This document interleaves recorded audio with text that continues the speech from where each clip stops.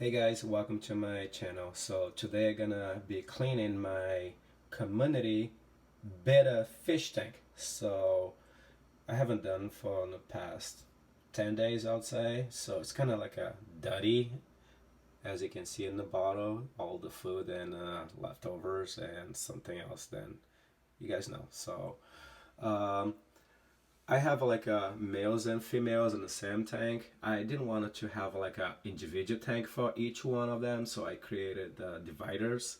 So to do that, I have to first take them out of the tank. And how I take them out of the tank, I use those individual containers. So which I'm gonna show you guys next. So the water's kind of dirty, and you guys are gonna see the results in a little bit. So stay tuned. Alright, for my first step, I take the cover out of the tank and I'm gonna take those logs. It's like a fake log floating in the water. So as you know, the betta fish, especially the males, has a very long fin, so they're heavy. They can't swim for a very long time, so they need a place to rest. Otherwise, they're not gonna be able to come to the top and have air. So that's my female. And that's another male, which is a baby. So I had him for like probably like a 2 months now, and he was so tiny, it was almost invisible. And he's kind of special needs because as you can see right there on the curve of his back, so he could swim. He was pretty much like a C shape, so I had to come out with something, and nothing that I try works for him. So I just got like one of those plastic cups, I cut it and I stick it on the side of the tank with the suction cup. So he still have like the kind of curve on his back, but he's doing so much better because now he has his favorite place to hang out. So I bought stuff from Petco, leaves, and some other stuff they tell me to do it, but nothing works. So and now then I took the cover, the logs. I will start taking those decorations. I have like so much. So every year we have like a Christmas decoration. We have like Halloween decorations for my fish. I know it seems like a little crazy, but my wife and I we love it. So right now we just have like the basic castle inside, and we have this like a Chinese castle kind of thing. So they love to hang out in that.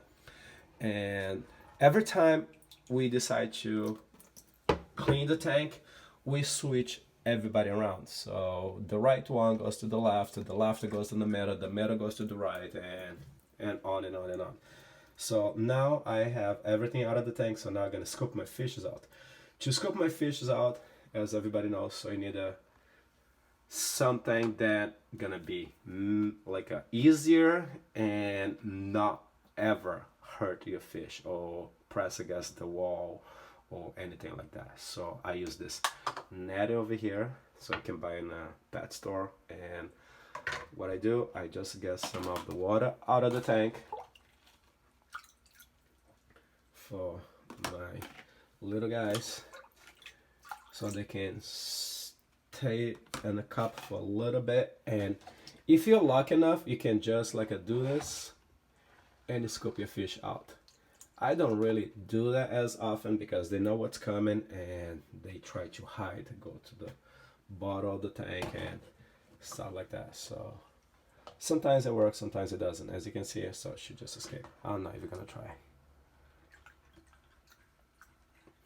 But I have this little guy over here, which is special needs. Okay. As you can see, so it's just like a plastic cup. Then I cut in the sides, put a hole on it, and put the suction cup in. So I try by the leaves, I try by the logs and everything else. So it doesn't seem like nothing really works for him. So and that little plastic cup, it works perfect.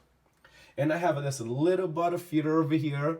I just try to come out some solution to clean the tank. He's doing a great job, but he's just a single little guy. So I switch him, like I lift the dividers like this, and he can go to the different sides of the tank. And he goes on and off. So he has like pretty much like the entire tank for himself. Every day I lift the divider and let him go to hang out with someone else. As you can see, the male try to like, hey, I haven't seen you for a while, so how's everything, buddy? And on and on and on. So now I gonna scoop my fishes out and I'll clean the tank and I'll show you guys the results. So stay tuned. Okay guys, so now as you can see it, so the water is clean. I put all my guys back to different place, as I say, so I like to switch back and forth so every time I clean it. And now the decoration is Halloween, so that's all my guys swimming around, the decoration's back and the logs are clean and they are back.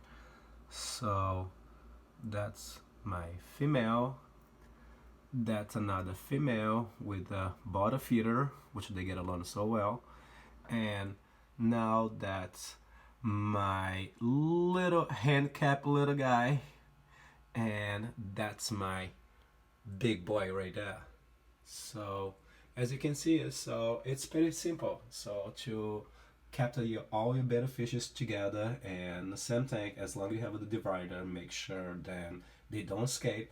It kind of happens sometimes if you put at the water level, as you can see over here, little higher close to the end of the divider, so they will jump to another side. So we don't want that to happen. So you know, male and female don't get along. As long you doing that, you're gonna be just fine. So you can have like a multiple betta fish on the same tank, and it's kind of like have a community tank but with dividers. So I have those fishes for quite some time, and those betta fishes are very different than the regular ones because those is kind of like a hybrid betta fish, which they try to like come out of the different colors and different size. So I don't know how that works, but they told me those are hybrid and they change colors, not like your average betta fish. And for food, I give my fish like bloodworms and shrimp. So the bloodworm I give it, I like to give those like those over here, bloodworms. They come with pellets like a frozen, and that's how it looks. Kept in the freezer. And what I do, I take one pellet, put in a bowl with a little water, not hot water. You don't want to cook those bloodworms, they hate it.